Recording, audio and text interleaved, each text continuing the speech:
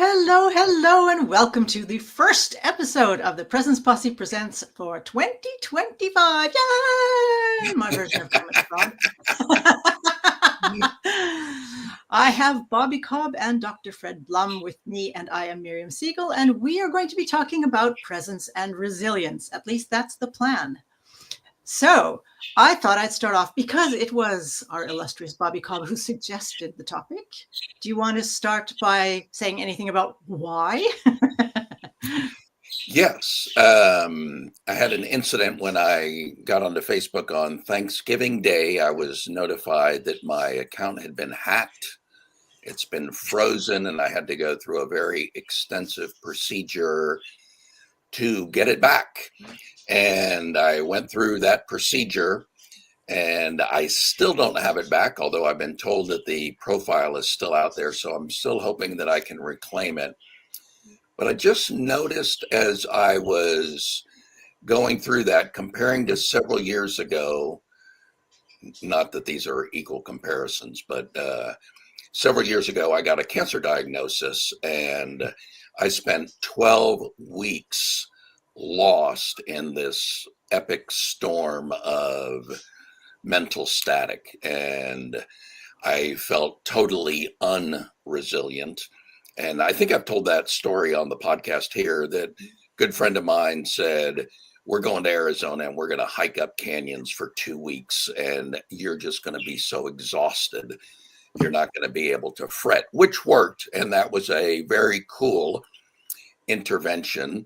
And again, this is not the same level of crisis, but business-wise, it was pretty significant because I had like 5,000 people following that profile. I had 2 business pages with a couple of thousand people following that. I had a group with a couple of thousand people in it. So like all at once, I have lost somewhere around 12,000 contacts that were in some form or another, kind of keeping pace with some of the things that I was posting. And I was able to maintain a very high level of peace and clarity and tranquility while I was going through that.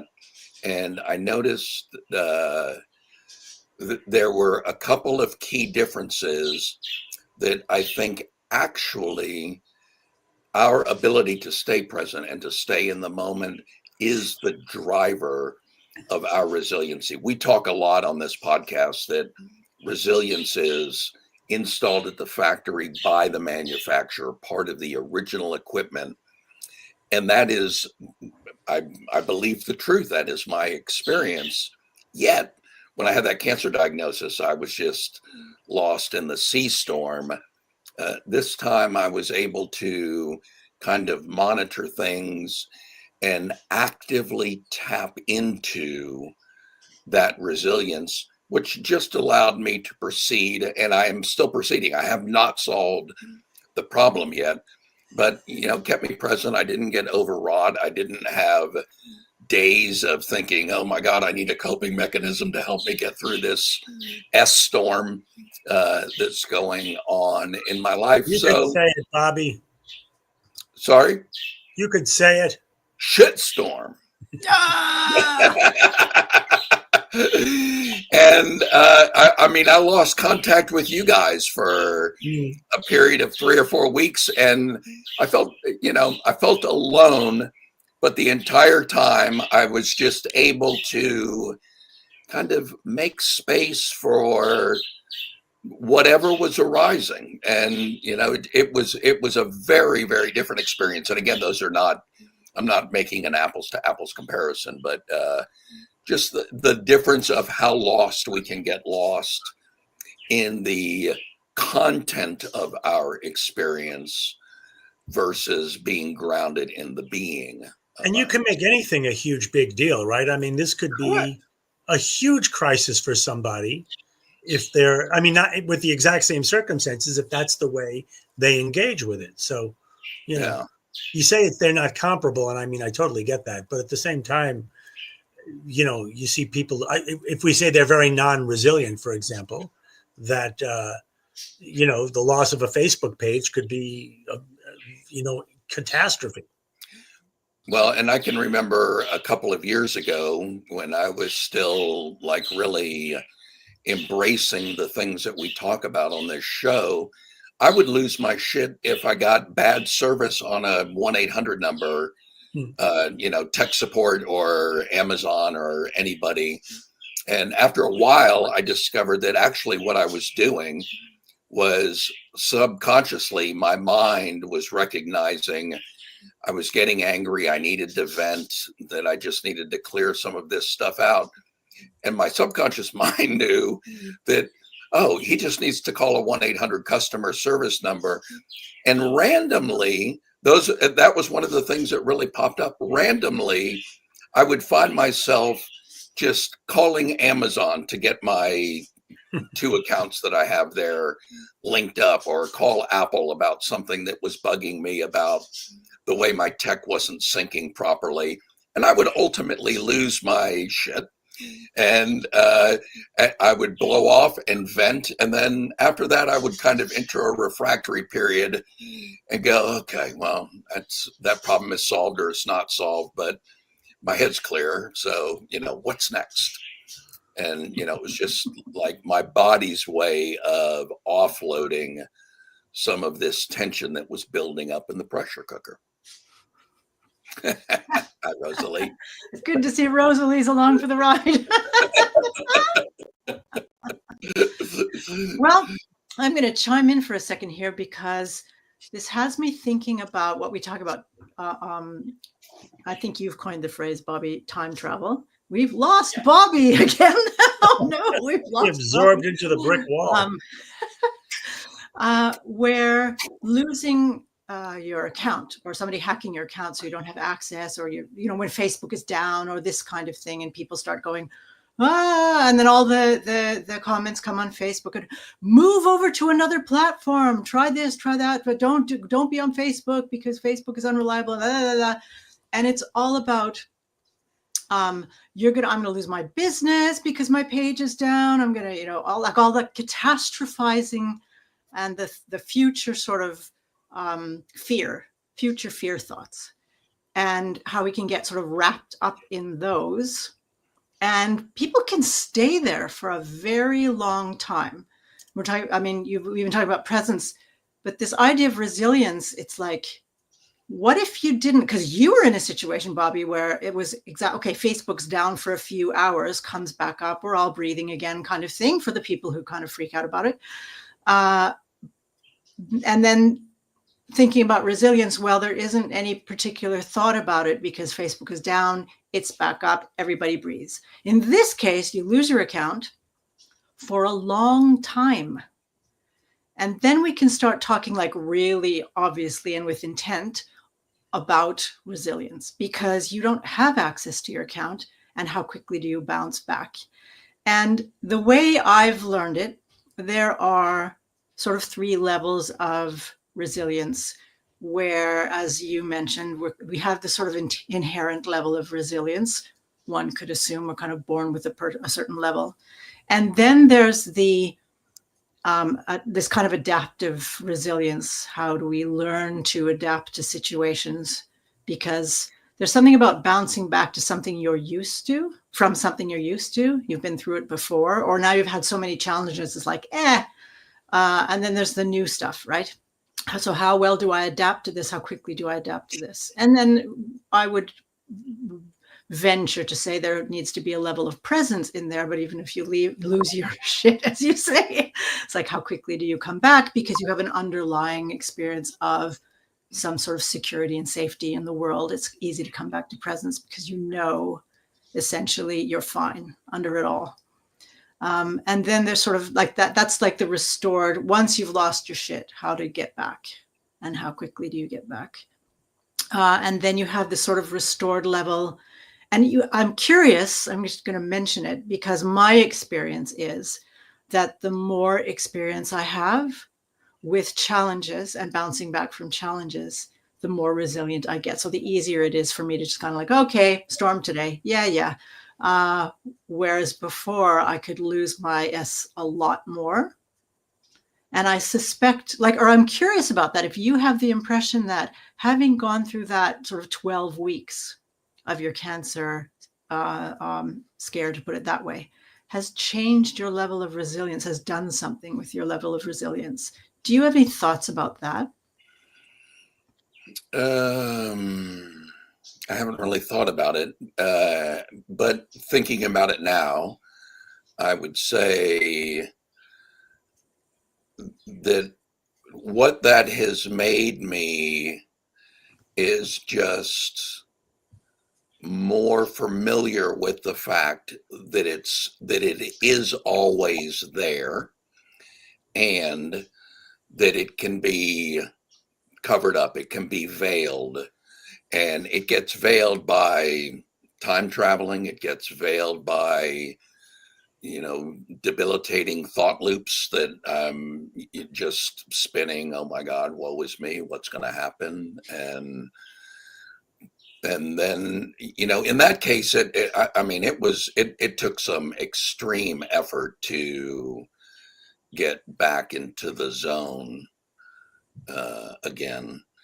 And I guess probably yes. I think your intuition's probably correct, Miriam. That each time that we do that, it's kind of like building a habit almost. But the habit in this case is working your way back to your authentic self, to our true nature, and finding the path there, and getting developing the sensory acuity to notice when we're not in the zone, or we're not in flow, or we're not living from the perspective of the divine I am, or our authentic self, or our true nature, or whatever we want to use there, that it just gets a little easier to get back there with the habit, and you check in a little bit more quickly. The cancer was such a shock that I had cultivated an awareness of, the rumble strips on the highway of life that bring me back into the lane. And but that was a massive pattern interrupt, and man, I just started spinning, and it took a real intervention to stop that spinning for me in that context. So I hope I'm not able to put it to the test, at least not anytime soon. But I think your intuition is absolutely correct. Thank you. If you don't mind me continuing, just to bring in another point, because there's this idea of resilience that is this: how do we adapt, right?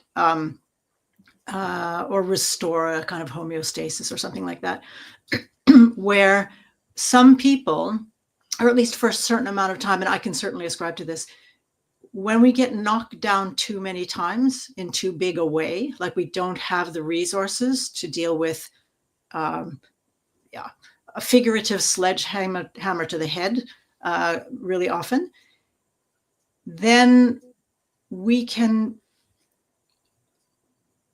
might risk not being able to get back up for a long time. Like, I think a lot of people who end up with, for example, diagnoses or problems that they have for years and years and years, they haven't had the resources or the wherewithal to know how to get back up, to know how to bounce back.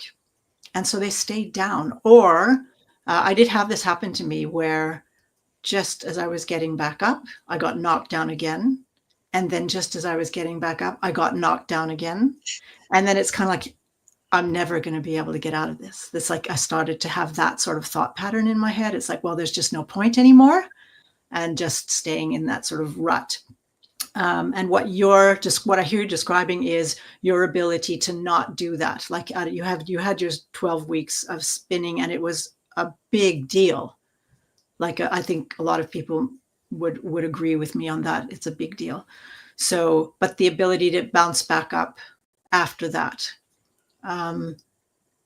Whereas I think some people are challenged in a certain way that they're not able to easily, or so easily, not assuming that it was easy, but compared to 12 years, bounce back up. So I just wanted to bring that in just in case there was a misunderstanding. Somebody's listening and thinking, yeah, but yeah, no, there's both sides. And there's probably a lot of gray areas in there that I haven't even mentioned. So I just wanted to bring that. Fred, do you have anything you want to add to this? Yeah, I mean, that's the challenge. I mean, I don't think I've ever been that quiet for this long in my whole life. But You've been present. I've tried.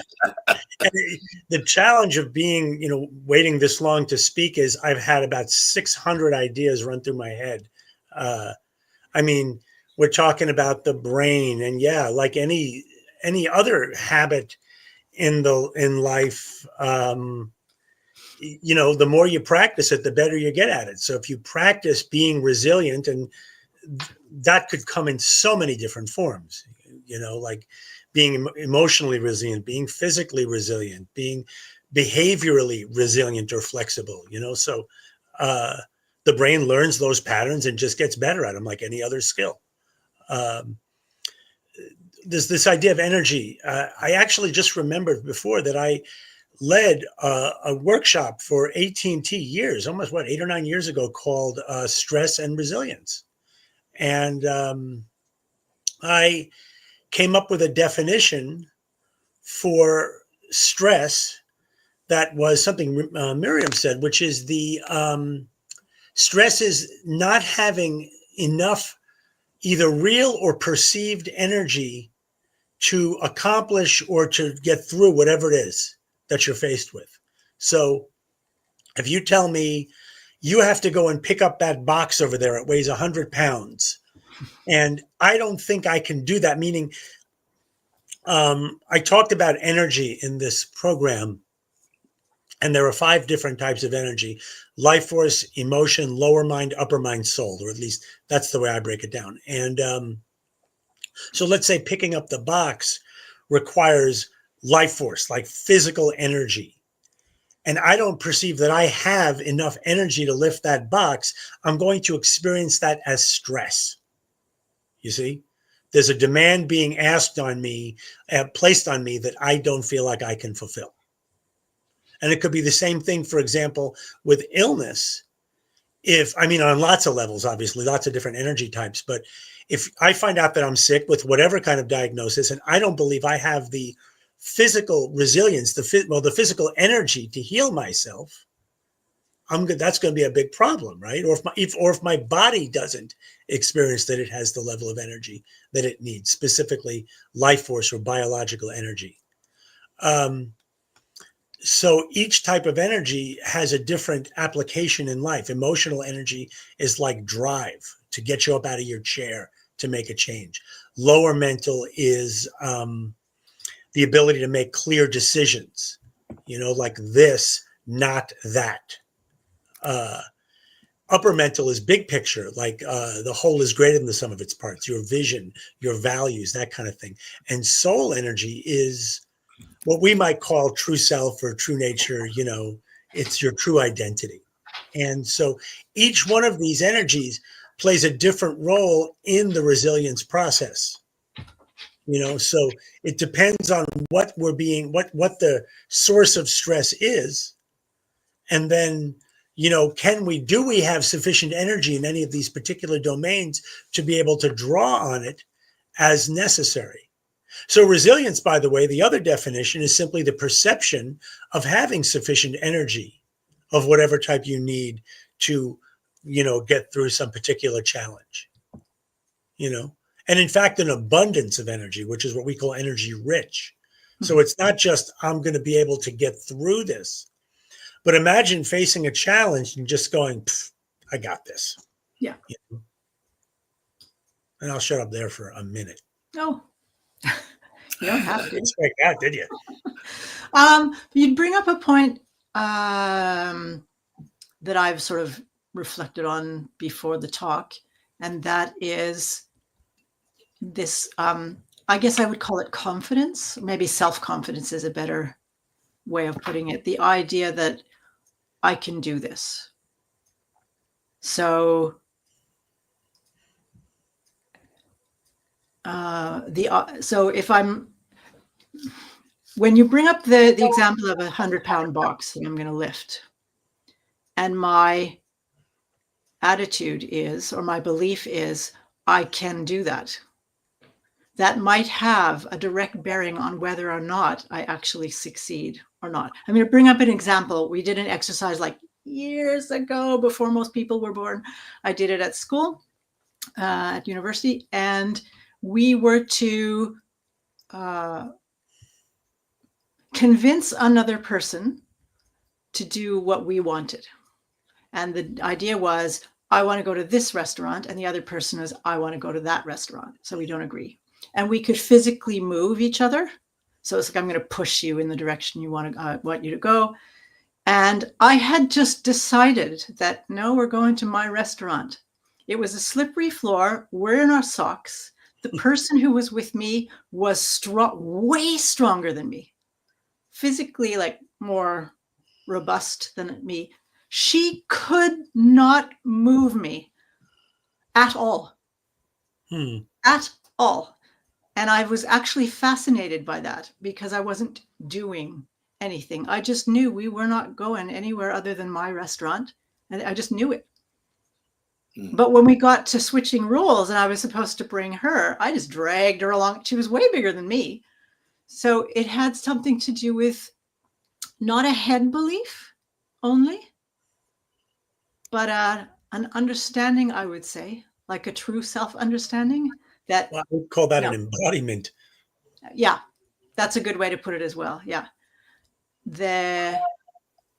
Just knowing that this is it. So I would surmise that if I had that kind of embodied knowing going towards that box, I might have quite a different experience of lifting it, or at least trying to lift it, than if I'd given up ahead of time.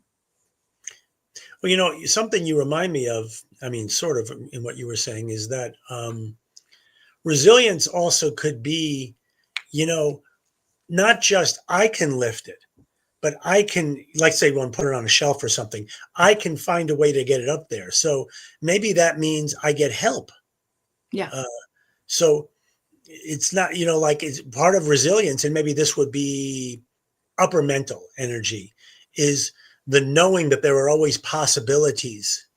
Okay, I get a diagnosis. What are the possibilities? My wonderful mentor in the world of chiropractic, Dr. Donnie Epstein, used to say, a terminal diagnosis means that if I follow your instructions, I'm going to die. So it's terminal, let's say, without getting into the whole, a whole different subject, but a medical diagnosis of terminal is by definition limited to the scope of the medicine, so it means, well, what else could I try that maybe medicine hadn't considered, which is actually a lot. So resilience might be the ability to find a solution that doesn't necessarily exist in a particular paradigm, Yeah, well said. It's like not having tunnel vision. Right. And being open to 360-degree vision, or whatever you want to call it. I think it's always better. I'm open to counter arguments, but it seems like it would pretty much always be better to perceive more possibilities than less. So the more options I see, unless that's overwhelming or confusing, or you're taking in bad information, maybe. So I suppose there could be counter arguments. But assuming you have a fairly level head and the ability, maybe you're discerning, I think having more options is generally a good thing. Yeah. Yeah, that was well said. The idea of to the point where it's overwhelmed. Just a funny example of this it's a funny example of resilience in a way, is when I moved to Norway 35 years ago, there was one can of tomato sauce and one can of peas and one can of carrots and one can, there weren't several brands of tomato sauce and several brands of peas or whatever, or not peas with onions and peas with pimento and peas, you know what I mean? It was like you had that one thing. And then after having lived here for a while, I went back to Canada to visit my family and walked into a grocery store where there was, I believe, 14 different jars of tomato sauce. And I just stopped dead. It was like, I was like, okay, how am I supposed to know which one to choose? They're all tomato sauce. And the only way, if I were going to do it carefully, would be to read the ingredients and see how much of what is in what, and if there's extra something in this one that I like more than that one. And I was like, I can't be bothered. Like, what's the point? And it was really interesting experience of, there were too many options all of a sudden, because I wasn't used to having so many options anymore. And fortunately, it wasn't a really important thing, but I can easily see where people would get, I mean, presented with that many options in another situation where it could be very overwhelming, and you go into freeze to some respect. It's like, okay, I don't know what to do with all of this. It was a pretty interesting experience. Yeah, it's interesting. I mean, how we can get habituated into a particular way of seeing or doing, thinking. And then when we're suddenly, even with something as small as picking a jar of tomato sauce, when we're suddenly forced into a different set of rules, it can be challenging.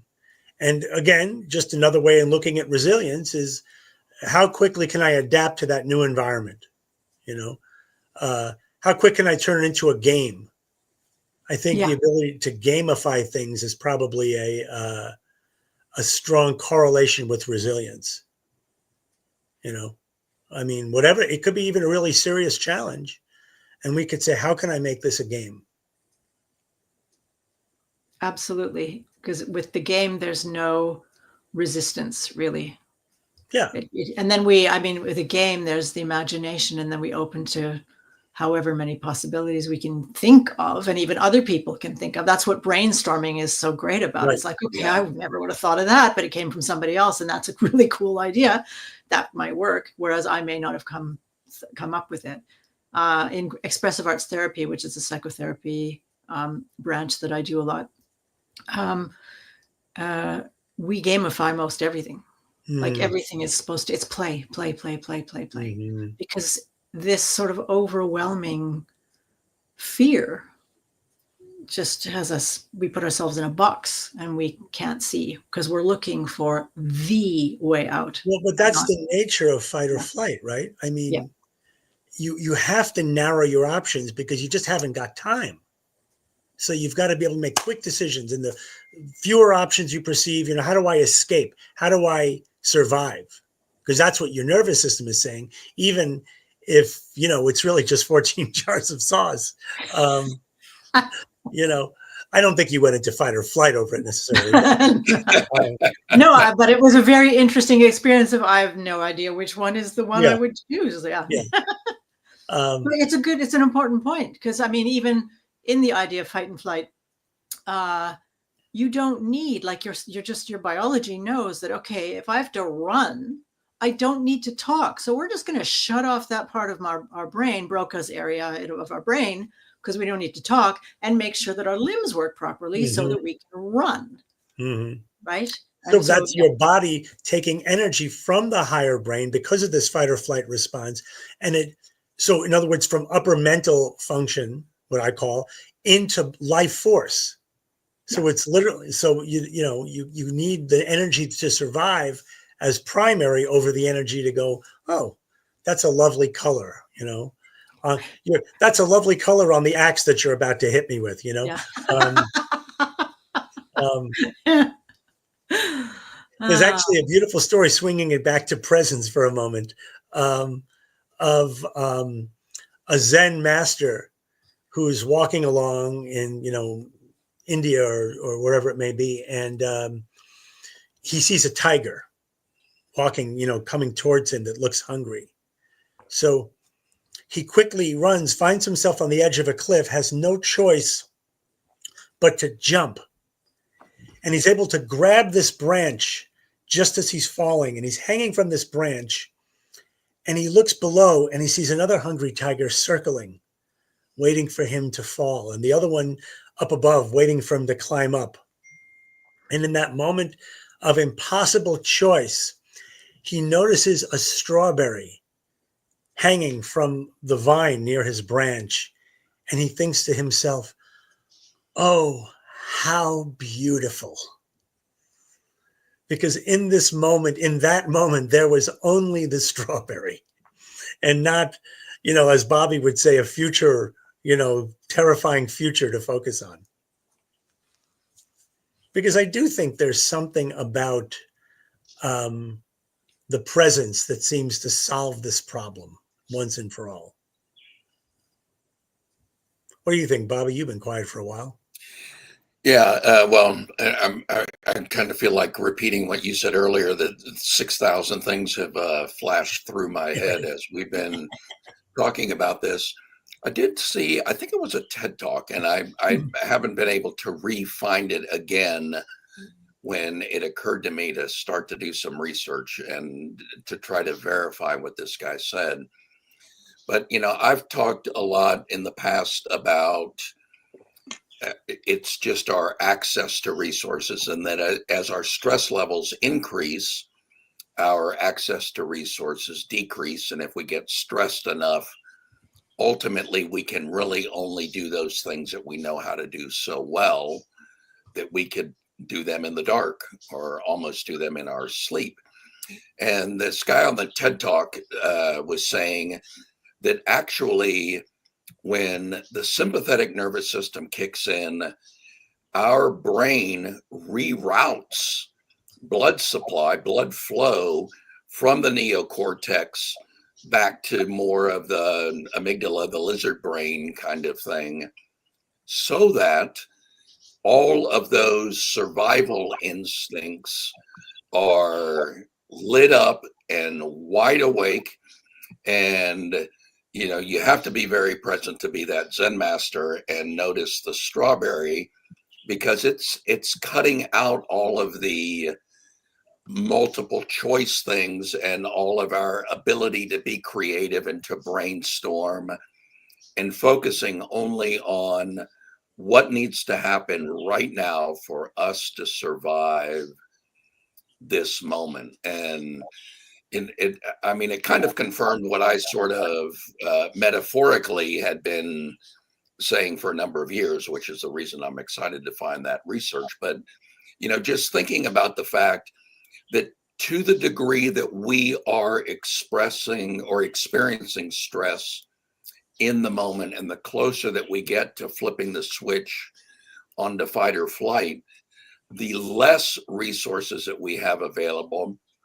And I think the whole gamify thing is just a cool little mental trick to say, hey, just for a second, let's pull away some of these boundaries that you have constructed and that are limiting your ability, and give you a whole new perspective.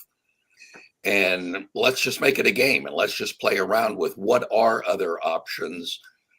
In a way, I think that's doing a similar thing to what Byron Katie does when she asks us, who are you without that belief, or absent that belief? How is life showing up for you now? It's just asking us to say, okay, here's the limit that you're experiencing. And because you're holding on to this limit, you're cutting off other options that are available to you. But just for a second, let's take that aside and pretend there are no limitations. Now, what occurs to you? And that's an interesting little mental trick that maybe just gets us back into greater access to more resources. And Miriam, you said something earlier about people not having the resources they need to solve that problem. And this is just a semantic distinction, but I think it might be a small hinge that swings big doors. I don't believe that we're ever lacking the resource. The only thing that we ever lack is the access to the resource, that it's there. When I work with hypnotherapy clients that have dealt with problems for a long time, I'm not giving them anything new. I'm just asking them in trance to shift your perspective and look at this from a different situation. And now what shows up? And we just keep doing that until they have like a giant insight, a big aha moment where they go, oh my gosh, now I have the answer and I know exactly what to do from this point forward. So the beauty of that is I don't need to supply the answers to them, because they're the ones that are facing the problem. They're the ones that are having the intimate experience of that problem. And they're the ones that know the path to find their way out of that problem state and back into the more resilient state. It's their pathway. And going back to what we talked about earlier, the more we walk that pathway, the more well-worn it becomes and the easier it is to follow. Yeah, I think that's a valid point. The idea of having access to it in the moment, which is basically what I meant. But in a way, there's also the idea of not having access because of lack of experience. So it's my experience will inform me, and then I have access to more resources. So there's the idea of, do I have access to experience to allow myself to build on that, et cetera, et cetera.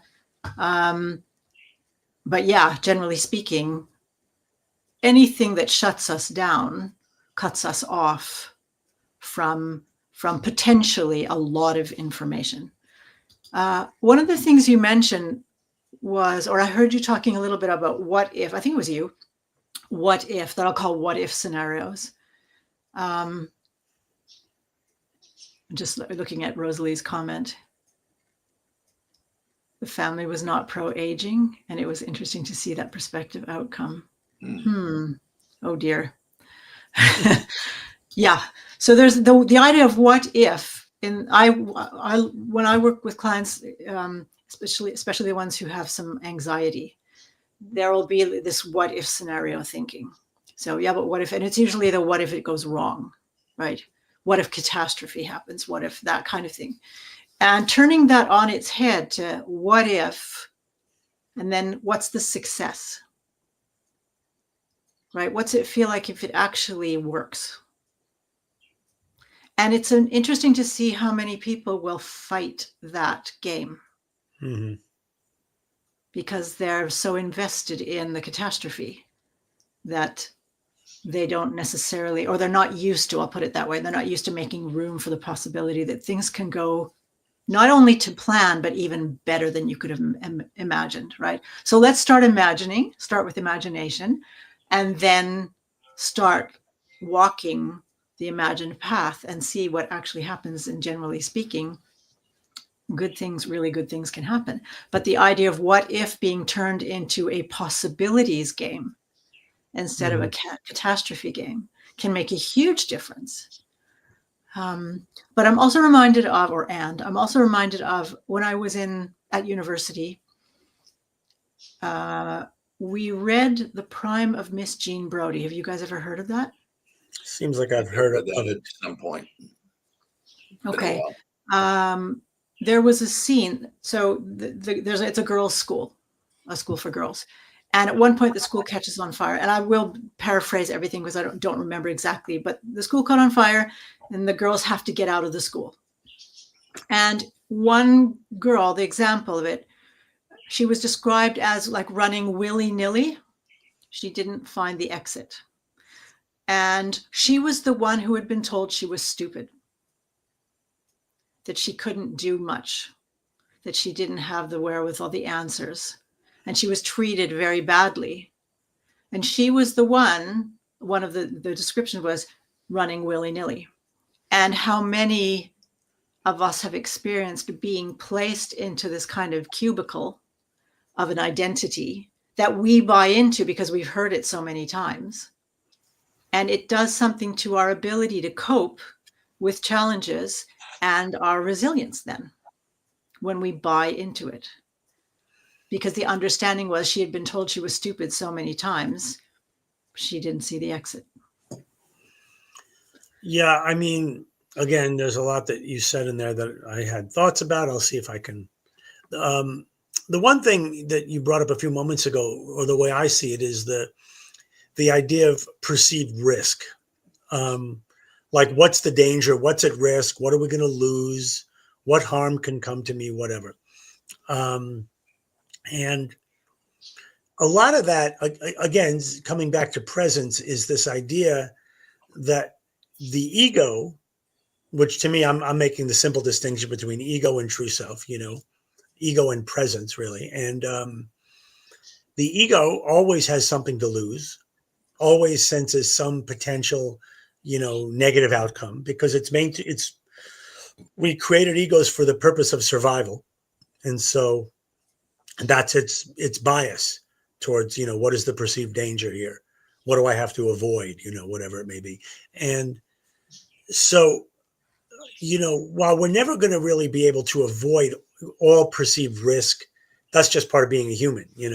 Um, the more we become present, the more we become who we really are, um, the less that we perceive real harm can come to us. Um, if we use the metaphor, you guys all know this, of the movie and the screen, and the idea that most people imagine their lives as the movie, that I'm living out the movie called my life. You guys are characters in my movie. Um, and that's how most people experience life most of the time, probably all of us included. Uh, but more and more, you can move from the perspective of the movie to the perspective of the screen, i.e. the space in which the movie happens, i.e. consciousness or awareness or presence, being, And what we know about the movie screen primarily is that it can't be hurt by anything that happens in the movie. When there's a huge explosion in like a Star Wars movie or something, the screen doesn't burn up in the process. So your fundamental being, presence, is indestructible unless there's some cosmic force that I am not currently familiar with. But currently, I suggest that life events cannot touch who you really are. And that could be, depending on, I don't know, if I like to believe that is, is eternal and therefore not subject to, death in the biological sense. So, maybe truly no harm can come to you, but at least from that perspective, well, you gain perspective, so you lose all your money. A friend of mine was caught in the big cryptocurrency scheme with Samuel Bankman-Fried. If you remember, he was in the news a lot, and he lost millions and millions of dollars, and he's really working. And I don't claim that it's easy to do this, but he's working on maintaining his equilibrium. And it doesn't mean he doesn't have moments of, oh my God, oh fuck. But and in my world, even those moments can be used as opportunities. Yeah. Because as Byron Katie says so beautifully, they're just showing us, though that's life showing us where we are not yet free. Because if I truly believe that the loss of money or whatever it may be, health, whatever, is going to change something fundamental about who I am, or that my happiness, more importantly, depends on that, right? And again, easy to say, not always easy to do, but that's the extent to which we still have, to say the opposite, where we have even more freedom available. So wouldn't it be beautiful to be able to encounter, some really serious, what normally looks like a serious event, a diagnosis or a loss of, finances or the death of a loved one, whatever it may be. And to be able to stay at peace, to be able to stay in love, in fact, in presence, which to me are all synonyms. it's funny. Like I just think of the death of a loved one and how it's almost like, you almost feel required to be distraught Mhm. because to not be would be somehow a betrayal or something, and I mean, we could go on. There's a Byron Katie story about just that, of how her daughter could possibly die in a childbirth situation. And it was at the hospital and all the family members are freaking out. And Katie says, I looked inside myself and all I could find was joy. Like the same joy that was there before she got that news didn't change after she got the news. And I know there are some people that might hear that story and think that is the most cold-hearted shit Mhm. they've ever heard in their life. They don't understand. And it's okay, but that's just, I don't live there. And I could see that that's something to keep moving towards as we just keep learning to let go. Yeah, the technique that you shared with us, Fred, which I've started calling the BLISS technique, which is an acronym. And when I'm telling it, it's the Blum Inquiry System of Somatic Sensing. So I call it the I BLISS have to write technique. that down. I really And like that. I'm glad you do. And I love the technique. I'm writing And it down. for me, in doing that and sharing that with other people, what that does is, just create an environment where if fear happens to be arising, is it okay to have the fear here? And how are you experiencing that fear? And what message might that fear have for you? That's more of a mental version of the way that you do it.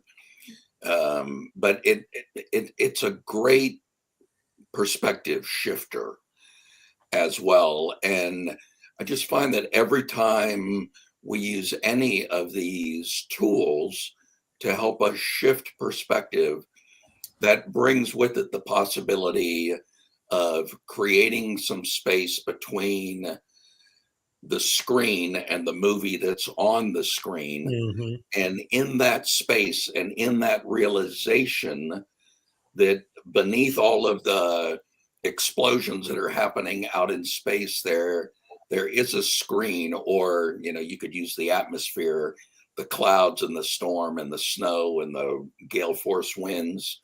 Beyond that is just nothing but pure peace and stillness, and the chaos is arising inside of the stillness. And once we know that, even for a moment, in that moment, I suggest life becomes a game. So we talked about gamification.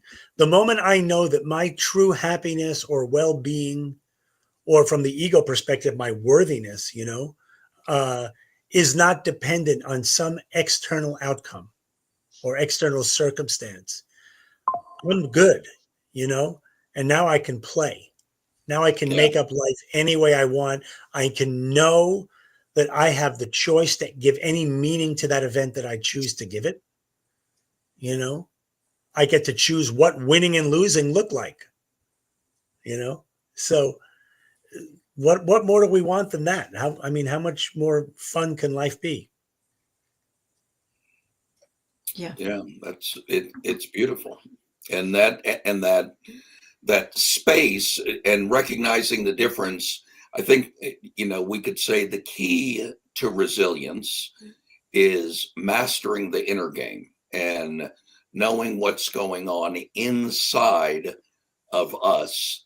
And when we are truly grounded and centered and aligned, then the outer game of life becomes truly the outer game. I mean, it is the outer game, and we are standing on the precipice of the field of all possibilities, and with tons and tons of options available, and just the ability to try something. Or if we're experiencing something that frightens us, just going in that and going, all right, let's go. And I'm either going to be wildly successful the first time, or I'm going to gain some new experience or learn a lesson or have an insight, and boom, I'm all in.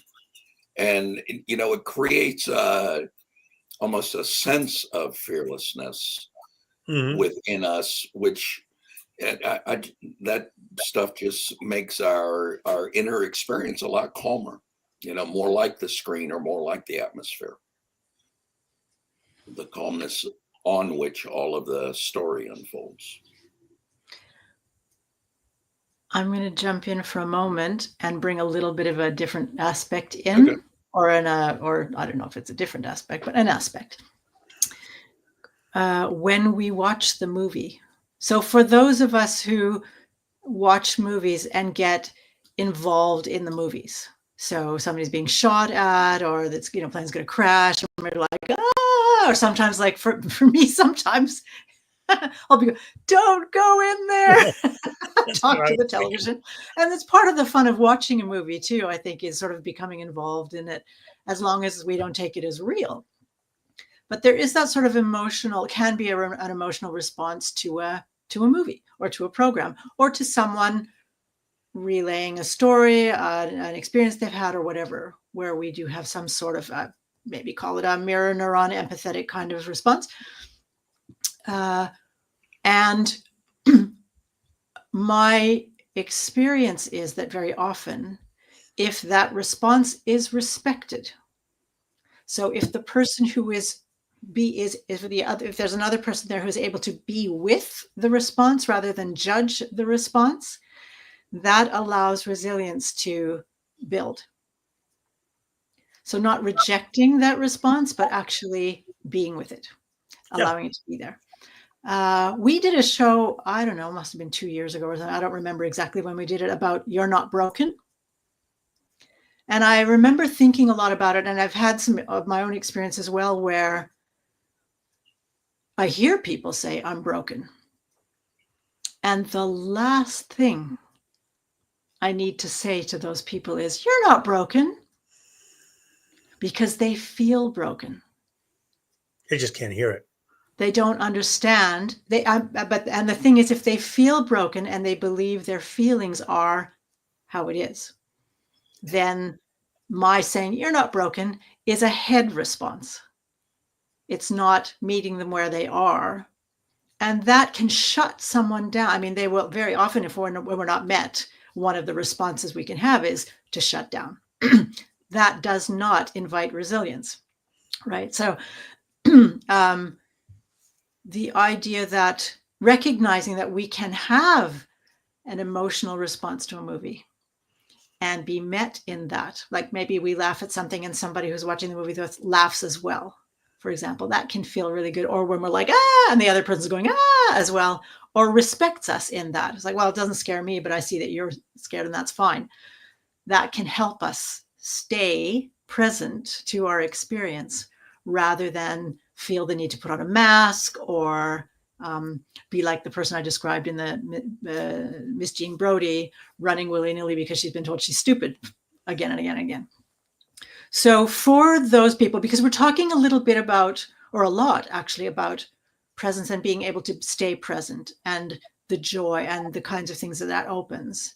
And it's important to understand that we're all on a spectrum, depending on the situation, where we are able to stay present a lot or less. And it's understanding where it's all good. Like whatever the experience is, an emotional experience is, okay, that's what it is. And then going from there to be able to keep staying present to the experience and not judge it as bad, for example, or wrong or something like that, so that we don't have as far to bounce back from, hopefully, if that makes sense. I may not have explained it very well, but there is the idea of meeting the person where they are and meeting ourselves where we are. Like when you were talking about your strong reactions to your cancer diagnosis, it's like, well, that's where you were. And trying to change it wasn't going to do anything. It's like, okay, be with that until you don't need to be that anymore. And question it and look at it and be present with it. Yeah. And you knew, I mean, you have the experience of, now I'm speaking for you, but you have a lot of experience with presence, whereas another person may not. And then they may stay in the fear for a very, very long time. And to respect that that's where they are. Yeah, it's understandable and natural to be afraid. It is actually. When you think you're going to die and dying means something horrible to you and you're not able to think any differently about it or be with it any differently. Okay. Fear. Yeah. Yeah. Fear. And that's just called feeling your thinking. You know, you have thoughts, and those thoughts create a response in you. And the more you believe them, the more, the more intense that response will be. Um, just one other quick thing on it's kind of a useful language distinction called assertions and declarations. Yeah. And the simple distinction is assertions require evidence. So, if I say the dog is on the floor, I'm making an assertion, because you could say, well, how do I know the dog is on the floor? And I go, there he is right there on the floor. So it's verifiable evidence. And we're not going to get into quantum physics and, is he really on the floor? It's not Schrodinger's cat, right? Does the floor exist? Yeah. Schrodinger's dog.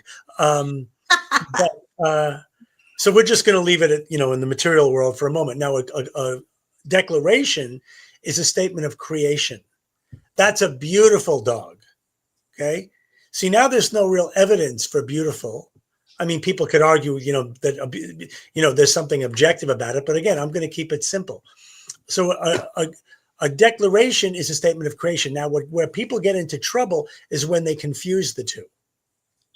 So when they say I'm broken, or any version of that, I'm a bad person, I'm a loser, and you say, well, can you give me evidence that you're a loser? This is kind of like a Byron Katie thing. And they say, well, whatever. I said mean things to my mom before she died, whatever it might be. So you see, they're using a subjective experience, or that they're using a particular set of data as evidence of something, when the two don't really actually correlate. It's just made up that they correlate. And when you do that, you begin to build an identity that's really just based all on conjecture. But we act as though it were true. In other words, we pretend that it's an assertion, a statement of fact.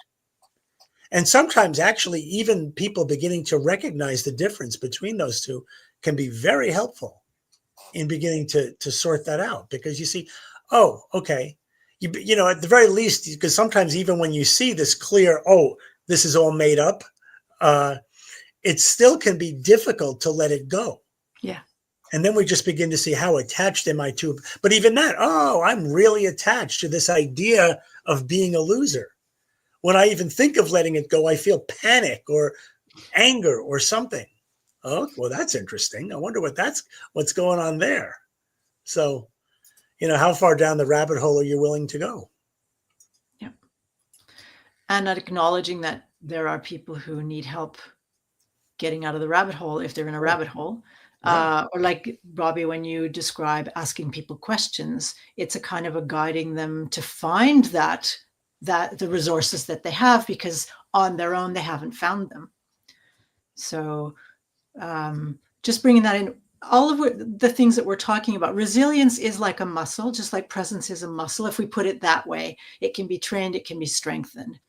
And we notice as we practice noticing, like the difference between that's a dog and that's a beautiful dog. That's like, okay, what is it concretely that has you knowing that it's beautiful? And then you start going, oh, okay, how do you see beautiful? And then can get into trouble. Well, okay, I get it. It's a dog, right? I love doing that kind of exercise. I call them mindfulness exercises, or interpersonal mindfulness, because you do it with each other and notice things on each other. And it's a great way to learn to be present with other people present. So taking the masks off and learning to stay present. And all of that can be trained. So, and this doesn't mean that you have to put yourself through a whole lot of very difficult, scary situations to strengthen your resilience muscle. You can just practice, just like firefighters and police do. They practice exercises, not really being in danger, but it becomes like a muscle memory where you start recognizing things more easily. One of the things I like to simplify things. So my thing is just, oh, that's a thought. It's amazing how many times I think that. I say that during the day. It's like, oh, that's a thought. Because if I notice myself starting to be attached to something and believing it, or it feels like it's true, it's like, it's a thought. And that took me a while to get to that point, to be able to just someone taught me the phrase, interesting point of view. Yeah. Exactly. Interesting perspective. Yeah. So we're at the hour, y'all. So I thought before we end, that went quickly, and I'm so happy to be back with you guys. Yay. Is there anything either of you do you have anything on that you'd like to share before we end the talk for this week? Well, just that we have to update my website address. There it is. Because the new web address is personalundevelopment.com. Right. And also the same for that email still works, but also one at personalundevelopment.com works. And that's the brand and the book and the courses and everything that we'll be launching in kind of a stay tuned basis. Probably in the next 6 months, a lot of that stuff will be coming around. Yay! Yeah, I'm glad you reminded me of that. Thank you, because I actually knew that, and but I found it before Christmas, and I didn't get a chance to do it during Christmas, so I will remember to do it afterwards. I don't dare do it now because we don't want any tech problems, or at least I don't want to explode. Right? What if? What if we have tech problems? Yeah. Just kidding. Bobby, do you have anything you would like to share? Not in that way. Since I'm just getting back on Facebook again, and I don't have access to a lot of my stuff on there currently. On the screen, if you're looking at the version of this, is my website, transformativechange.com, and my email is transformative@gmail.com, and both of those are spelled with a hypnotic trance, TRANCE. So that's the easiest way to find me if you're interested in exploring some of this stuff. And I'll be back up and running, hopefully by next week, with all access back to all of my stuff. But from now on, email will have to suffice. Wonderful. We're rooting for you. She says, assuming the role of everyone. I have a lot of cool things coming up. I'm going to be doing some healings. I'm going to be doing some presence practices, and they'll be like trainings. So you can join in and practice with each other. I'll lead you through exercises and communication, what I call conscious, courageous conversations. There will be some new courses I'm going to be offering. So if you're not in my Facebook group yet, it's called Rapid Rise. Then you want to get in there, and I'll be letting you know about this kind of the trainings I'm going to be doing. So and follow along, because I'm sure on the Posse we mention stuff that we're doing, so you'll hear it here as well. So thank you everybody who is watching and who has commented, and you're welcome to add comments afterwards. If you're watching the replay, you're welcome to ask us questions and comment, and we will respond afterwards. We invite you to join us next week for another topic about presence, whatever that is, and we'll let you know in the group and on the page. So make sure you follow us there. And again, thank you so much. A pleasure to be with you again, Dr. F and Kobe-wan. And I'm Miriam Siegel. Have a wonderful week, everybody. See you next Monday. Thanks again.